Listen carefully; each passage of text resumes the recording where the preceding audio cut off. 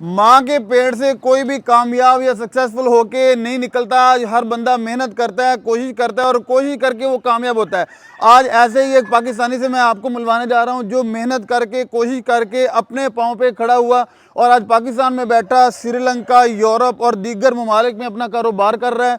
और बीसियों नहीं, सैकड़ों नहीं, बल्कि हज़ारों लोग उसके साथ अटैच हैं, जानते हैं ये कौन सा कारोबार कर रहे हैं, कब से इस कारोबार से वो बचता है। और बेल्जियम में इनकी ब्रांच है, पाकिस्तान के मुख्तलिफ शहरों में इनकी ब्रांचेज हैं और ये बहुत से लोगों को कारोबार कर रहे हैं, करवा चुके हैं और हत्ता के इवन के आपको ये साबित करवाएंगे कि ऐसा कारोबार है जो सोने का अंडा देने वाला कारोबार है। ये कैसा, कब, कैसे किया जाता है। हाफिज साहब, आप इसमें 2 लाख, 4 लाख, 5 लाख, 10 लाख, इवन 20 लाख कमा सकते हैं और इसकी निस्बत आपका खर्चा कितना आएगा? 100 रुपये, 200 रुपये, 500 रुपये, 1000 रुपये। मेरे साथ मौजूद हैं अदनान, जिन्होंने कर दिया है तमिलनाडु और श्रीलंकन को परेशान।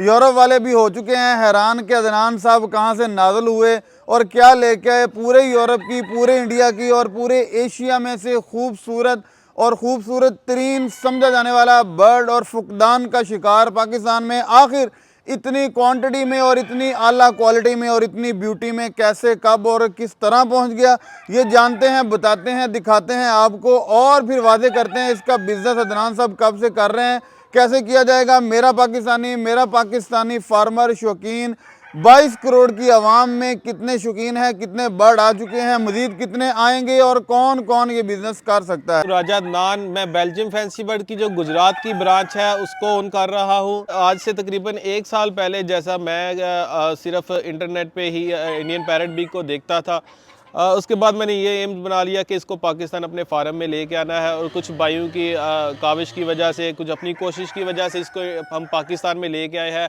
और कोशिश कर रहे हैं कि इसको यूरोप तक जो है ना फॉरवर्ड करें, एक्सपोर्ट करें हम अपने बर्ड। मेरे देखने वालों को अदनान भाई ये बताइएगा कि इस बर्ड की खुसूसियात क्या हैं, आखिर इसमें ख़ास क्या है जो इसको बाकियों से मुनफरद और ख़ूबसूरत और एक्सपेंसिव करती है। पूंछ है वो मोर की तरह है, इसकी जो चोंच है वो तोते की तरह है और इसके जो पाँव है वो मुर्गा है। हाँ, ये कुदरत का एक हसीन अजूबा है। हाँ, ये अजूबा कह सकते हैं या मौजज़ा कह सकते हैं खुदा का, मतलब जिस तरह की इसकी बनावट है। सही है। अच्छा, आप बताइएगा कि जैसे हमने सुना था और आपने भी बताया कि सुना जाता था सोने का अंडा देने वाली मुर्गी, और इस बर्ड ने साबित कर दिया है कि अपने मालिक को सोना जीत के देने वाला मुर्गा। तो ये कहाँ तक सदाकत है? क्या इसके रेट पे डिपेंड करता है या इसकी ब्रीड पे डिपेंड करता है या कि इसके बिजनेस पे डिपेंड करता है कि ये वाकया ही सोने का अंडा देने वाला मुर्गा है? जी हाफिज साहब, जो तो दोस्त इसको शौक से पालेगा, उसको खूबसूरत बनाएगा, उसको ही ये आगे से जो है बिजनेस करके देगा। बर्ड की खूबसूरती, उसकी बनावट, और कह सकते हैं आप सोने देने वाली मुर्गी नहीं, मुर्गा कह सकते हैं आप। वजह ये है कि आगे हम यूरोप से बर्ड जो उठा के लाते थे, यूरोप में उसका रेट कम होता था, पाकिस्तान में ज़्यादा होता था, लेकिन ये वाहिद ब्रीड है जहाँ से हम उसको उठा के लेके आ रहे हैं इंडिया से, वहाँ पे भी इसका रेट बहुत ज़्यादा है, वहाँ पे भी ये एक नायाब ब्रीड है। और उसकी दूसरी वजह है वो ये है कि इसकी जो प्रोडक्शन है, इसकी प्रोडक्शन कम है और इसका नायाब होने की एक वजह ये भी है कि इसकी प्रोडक्शन कम है। अच्छा अदनान साहब, ये बताइएगा कि श्रीलंकन, तमिलनाडु और यूरोप के इस बर्ड में मुख्तलिफ कैटेगरीज देखी जाती हैं, मुख्तलिफ तरह का इसको समझा जाता है, इनमें फ़र्क क्या है तीनों में? और आपके पास जो बर्ड है ये कौन सा है? ये यूरोप वाला है या तमिलनाडु वाला है या श्रीलंका वाला है? तमिलनाडु इंडिया की एक स्टेट है, वहाँ का ये बर्ड है और इसके बाद ये श्रीलंका गया, वहाँ पे इसका जो क्रॉस है वो आगे से बर्ड बना। अच्छा अदनान भाई, यहाँ बिजनेस की बात करते हैं तो लोग गाड़ियों का बिजनेस करते हैं, बाइक्स का बिजनेस करते हैं, दीगर चीज़ों की सेलिंग का बिजनेस करते हैं, तो आप दावत देते हैं लोगों को इस चीज़ का बिजनेस करें। इस बिजनेस में और उन बिजनेस में फ़र्क क्या होगा? लोग क्यों मुर्गे पालें? इन मुर्गों से पैसा कमाने की तरफ लोग क्यों आएँ? जी, इस बिज़नेस को कामयाब बनाने का जो पहली वजह है वो भी शौक़ है, जो दूसरी वजह है वो भी शौक़ है, जो तीसरी वजह है वो भी शौक़ है। जो इन बर्ड्स को शौक़ से पालेगा कल को फ़ायदा भी वही लेगा, इसका फल भी वही लेगा। जो भाई इसको बिज़नेस की नज़र से देखना चाह रहे हैं वो उतने कामयाब नहीं होंगे, कामयाब होंगे लेकिन वो उतने कामयाब नहीं होंगे जितना एक शौक़ करने वाला बंदा हो सकता है। जो अपना बर्ड खूबसूरती से पालता है, कल को लोग उसका बर्ड देख के कहते हैं कि यार इसका बर्ड खूबसूरत है, मैं इससे खरीदूंगा। कोई भी बिजनेस है, टेक्सटाइल का बिजनेस है, कंस्ट्रक्शन का बिजनेस है, या आपका कोई अपना कोई पर्सनल बिजनेस है, कोई भी बिजनेस है, आप अपनी प्रोडक्ट सेल कर देते हैं तो आप जो है प्रॉफिट अर्न करते हैं। यहाँ पे जहाँ बर्ड्स की बात है, आपका जो आप इसके अंडे बेचते हैं, आप इनके बच्चे बेचते हैं, आपको 1 साल के बाद आपका बर्ड्स वहीं का वहीं है, आपका ब्रीडर वहाँ पे मौजूद है, उसकी कीमत वही है। आप इसके अंडे बेचे, आप इनके अंडे बेचे, इनके बच्चे बेचे, 2 लाख कमाए, 4 लाख कमाए, 10 लाख कमाए, कल को इनका ब्रीडर आपके पास खड़ा है, 2-2.5 लाख 3 लाख का बर्ड्स आपके पास खड़ा है, कल को आप उतने का बर्ड्स अपना सेल कर सकते हैं। तो मेरी नज़र में ये बहुत ही प्रॉफिटेबल बिजनेस है। सर पोल्ट्री के या फैंसी पोल्ट्री के ये शमू फार्म में जो भी बंदा आता है उसके माइंड में, दिमाग में, जहन में यही बात होती है कि यार इसकी मार्केट डाउन हो जाएगी, ये ख़त्म हो जाएगा, मैं चल नहीं सकूंगा इसके साथ। तो इसके वाले से बताइएगा कि कब से ये पाकिस्तान में इंपोर्ट होना शुरू हुआ और अब तक पाकिस्तान में कितना बर्ड आ चुका है, और क्या अब इसके रेट 2 साल पहले से अब तक के कोई रेट में फ़र्क आया है या कि नहीं है? आप बताएं, आपके शहर में कितने ये बर्ड्स हैं? इंडियन पैरेट बीक आपके शहर में कितने हैं, आपके गांव में कितने हैं, आपके डिवीज़न में कितने हैं, आपका जो सूबा है उसमें कितने हैं?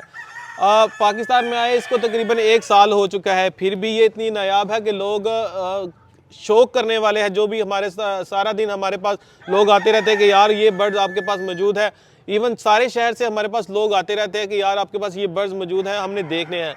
तो इतना आम अभी तक 1 साल में नहीं हुआ, इंशाल्लाह आने वाले 10-15 साल में भी ये इतना आम होगा, क्योंकि इसकी प्रोडक्शन जो है वो मैंने जैसा कि आपको पहले भी बताया बहुत ही कम है। पाकिस्तान में 22 करोड़ आवाम है, 10 लाख भी अगर आप इनके शौकीन कर ले तो फिर भी तकरीबन 500 बंदों के पास भी अभी 500 मुर्गा भी नहीं होगा जो पाकिस्तान में अवेलेबल है। अगर 2 सालों में भी ये इतना आम नहीं हुआ कि अगर 500 से 1000 मुर्गा पूरे पाकिस्तान में अवेलेबल है, तो मैं नहीं समझता कि आने वाले 10 से 15 साल में भी आम होगा। चलें अदनान भाई, अब मेरे पाकिस्तानियों को बताएं कि आपके पास क्या क्या मौजूद है और पैरेट भी कितनी क्वांटिटी में मौजूद है, और इसका बिज़नेस आप लोगों को कैसे करवाएंगे, लोग कैसे आपके साथ अटैच होकर ये बिज़नेस कर सकते हैं?